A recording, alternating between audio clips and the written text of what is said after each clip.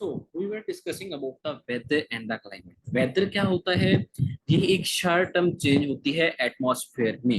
ये जो डे का टेम्परेचर होता है, अब डे टू डे वेरी करता है। आपको पता है कि temperature of the day varies from day to day. एक दिन में जो टेम्परेचर है वो दूसरे दिन में टेम्परेचर जरूरी नहीं है कि वही होगा, it will vary. So weather is the short term changes in atmosphere.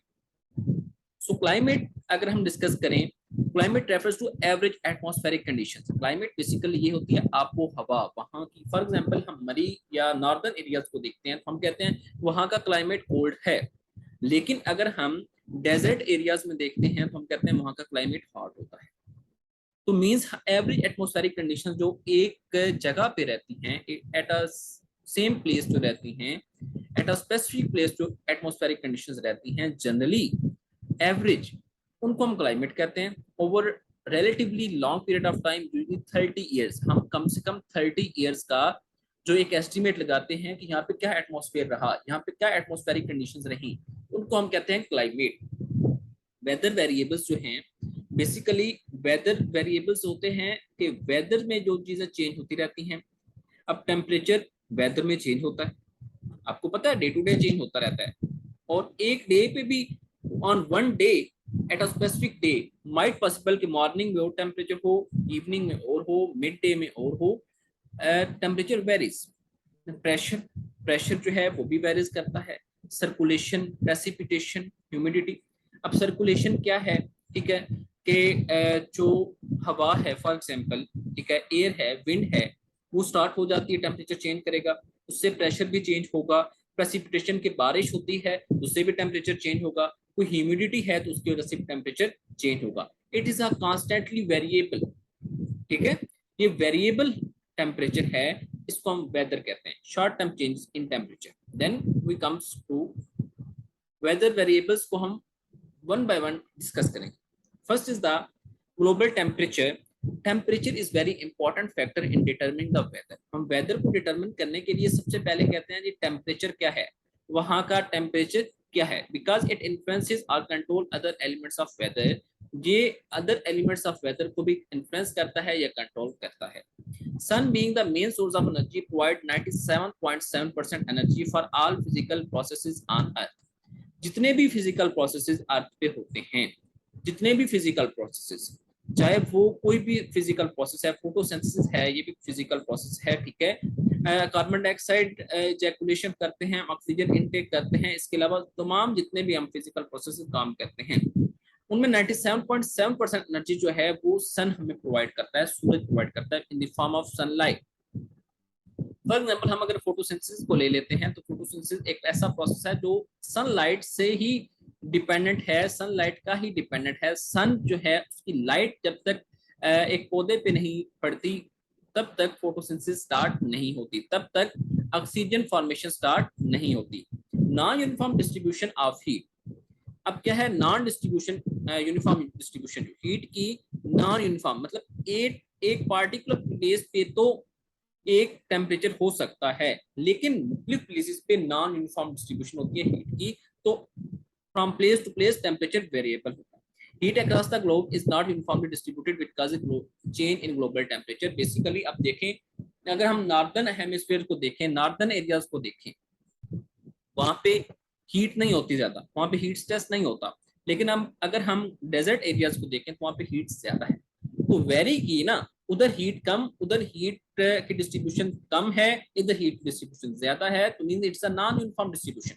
तो इस वजह से temperature from place to place vary करता है। Then is the pressure. Pressure exerted by molecules of atmosphere on the earth surface. जो atmosphere के molecules हैं वो अर्थ सरफेस पे प्रेशर एक्सर्ट करते हैं। अब प्रेशर जो है हाइट पे बहुत ज्यादा डिपेंड करता है। प्रेशर वेरी करता है from height to height. At every 5.5 kilometre pressure, at every 5.5 kilometre. अब अगर हम अप मूव करना स्टार्ट करें तो प्रेशर हम एवरी 5.5 किलोमीटर मतलब 5.5 किलोमीटर के बाद प्रेशर हाफ होता जाता है। फॉर एग्जाम्पल, जमीन पे 10 एटमॉस्फेयर टेम्परेचर सॉरी प्रेशर है, ठीक है। आप जमीन से 5.5 किलोमीटर ऊपर जाएंगे अगर 10 था तो 5 हो जाएगा, फिर अगेन आप 5.5 किलोमीटर ऊपर जाएंगे, 5 था तो 2.5 हो जाएगा। तो इसी तरह प्रेशर हाफ होता जाता है at every 5.5 kilometre. High and low pressure zones क्या है? Movement of air molecule from high to low pressure. एक जगह पे हाई प्रेशर है, एक जगह पे लो प्रेशर है, तो हाई प्रेशर जो है लो प्रेशर की तरफ मूव करेगा, लो प्रेशर एरियाज की तरफ मूव करेगा, ताकि यूनिफॉर्मेलिटी आ सके, प्रेशर यूनिफॉर्मेलिटी आ सके। Weather variation like rapid circulation of air drop the temperature. Air की रैपिड सर्कुलेशन, जिसको हम विंड कहते हैं, ये टेम्परेचर को ड्रॉप कर, कम कर देती है। ठीक है, तो प्रेशर बेसिकली क्या है? Pressure is the exerted by molecules of atmosphere on earth surface. Atmosphere के मॉलिक्यूल्स जो है एक्सर्ट करते हैं अर्थ सरफेस पे, और एट एवरी 5.5 किलोमीटर प्रेशर जो है हाफ हो जाता है, और हाई प्रेशर मॉलिक्यूल्स जो है लो प्रेशर मॉलिक्यूल्स की तरफ मूव करते हैं। ये आपको मेन चीजें आपकी पढ़ने में। Then we come towards circulation. Air की जो सर्कुलेशन होती है, इसको कोई ना कोई फोर्स डिराइव करती है, हमारा ये मानना है, साइंस का भी ये मानना है, और अगर हम इस्लामिक पॉइंट ऑफ व्यू देखें तो उसका भी ये मानना है कि एयर को सर्कुलेट कोई फोर्स कर रही है, कोई ताकत कर रही है। अब साइंस कहती है it may be gradient force, ये कोई ग्रेडियंट फोर्स भी हो सकती है। When ever pressure gradient will be created, जब प्रेशर ग्रेडियंट क्रिएट होगा तो ये एयर मॉलिक्यूल्स को लो प्रेशर रीजन की तरफ मूव करेगा, ये ग्रेडियंट फोर्स होगी। अब प्रेशर ग्रेडियंट फोर्स को अगर हम डिफाइन करें तो वो होगी, the pressure gradient force is a force which resides when there is a difference in pressure across the surface। जब मैंने आपको पहले भी बताया कि जब डिफरेंस इन प्रेशर होगा, मतलब एक जोन में हाई प्रेशर होगा, एक जोन में लो प्रेशर होगा, तो प्रेशर जहां पे हाई होगा उधर के मॉलिक्यूल्स लो प्रेशर की तरफ जाएंगे। ठीक है, the resulting force is directed from the region of high pressure to the region of low pressure. High pressure zone से लो प्रेशर जोन की तरफ जाना, उससे भी क्या है, टेम्परेचर रिड्यूस होता है, बिकॉज एयर मूवमेंट ज्यादा हो जाती है, प्रेशर एक्सर्ट होता है, molecules of atmosphere pressure exert करते हैं ऑन अर्थ सरफेस, और लो प्रेशर जोन की तरफ जब हाई प्रेशर मॉलिक्यूल्स आते हैं तो उससे क्या होता है, विंड आती है, एयर की सर्कुलेशन होती है, तो टेम्परेचर रिड्यूस होता है। कॉरियोलिस फोर्स क्या है?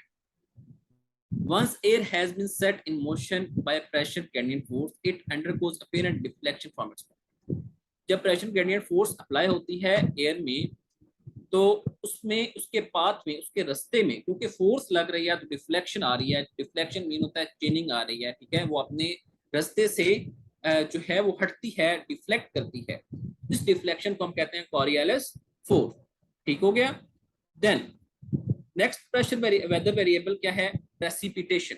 प्रेसिपिटेशन होती है बारिश, बारिश के जो कतरे आ रहे हैं in the form of rain. ठीक है, water drops in the form of rain, fog, mist, hedge, snow, hello, जितनी भी फॉर्म में पानी नीचे आ रहा है अर्थ पे उसको हम प्रेसिपिटेशन, जितनी भी फॉर्म में मॉइस्चर आ रहा है अर्थ पे उसको हम प्रेसिपिटेशन कहते हैं। It is a term given to moisture that falls from the air to the ground. Air से ग्राउंड पर आने का, मॉइस्चर का एयर से ग्राउंड पे आना, इसको प्रेसिपिटेशन कहा जाता है। अब कॉमन फॉर्म्स कौन कौन सी हैं? रेन है, फॉग है, मिस्ट, हेज, स्नो, हेल। ठीक है, अब रेन क्या है? लिक्विड प्रेसिपिटेशन है। मिस्ट और फॉग क्या है? ये वाटर ड्रॉपलेट्स हैंग कर जाते हैं एयर में। अब आप फॉग किसको कहते हैं? धुंध को कहते हैं। आप सर्दियों में देखते होंगे कि एयर ड्रॉप्स जो हैं वो सेटल कर जाते हैं in between the earth surface and atmosphere. ठीक है, हैंग कर जाते हैं एयर में, तो जब हैंग करते हैं तो उसको हम फॉग कहते हैं। हेज, हेज क्या होता है? धुंधल, धुंधला अपीयर होना। When particles in atmosphere are pollutants, जब एटमॉस्फेयर में जो पार्टिकल्स हैं वो पॉल्यूटेंट्स हो, वो जरासीम हो, ठीक है, पॉल्यूशन काजिंग हो, गंदगी काज करने वाले पॉल्यूटेंट्स, उनको पॉल्यूटेंट्स कहते हैं ना। तो आपको कई दफा फील होगा गर्मियों में भी ना, हेज हेजी हेजी एटमॉस्फेयर लगेगा, किस तरह धुंध धुंध सी है, इसको हम हेज कहते हैं। Snow crystals from form when tiny super cloud droplets freeze.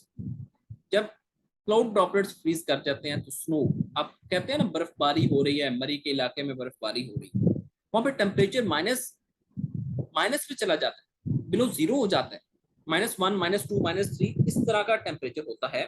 ठीक है, तो इस वजह से वहां पे स्नो क्रिस्टल बन जाते हैं।